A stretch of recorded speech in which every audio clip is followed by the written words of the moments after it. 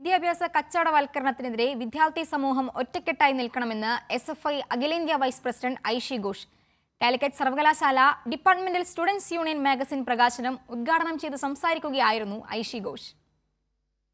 പണമുള്ളവർക്ക് മാത്രം വിദ്യാഭ്യാസമെന്ന രീതിയാണ് രാജ്യത്ത് നിലനിൽക്കുന്നത്. ഇതിനെതിരെ നമ്മൾ സംസാരിച്ചുകൊണ്ടിരിക്കണം. വിദ്യാർത്ഥികൾ സ്വന്തം കാര്യം മാത്രം നോക്കുന്നതിന് പകരം സമൂഹത്തെ കൂടി പരിഗണിക്കണം.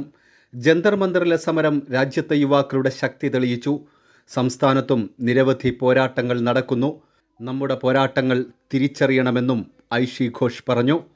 So all of us need to take an oath also, along with these cultural events and everything, that we are going to make sure that around us, whenever a student, whenever a youth is feeling that the system is not inclusive, we will be there with them, shoulder to shoulder, to raise our voices, to ensure that the system is made inclusive.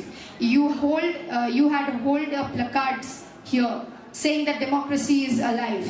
So democracy is only alive when the younger generations keep speaking up, younger generations learn renewed way of speaking up.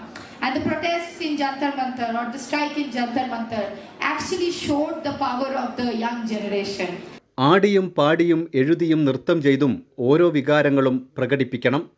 Calicut സർവകലാശാല departmental students union magazine പ്രകാശനം നിർവഹിച്ച് സംസാരിക്കുകയായിരുന്നു Aishe Ghosh. Kairali news, Malappuram.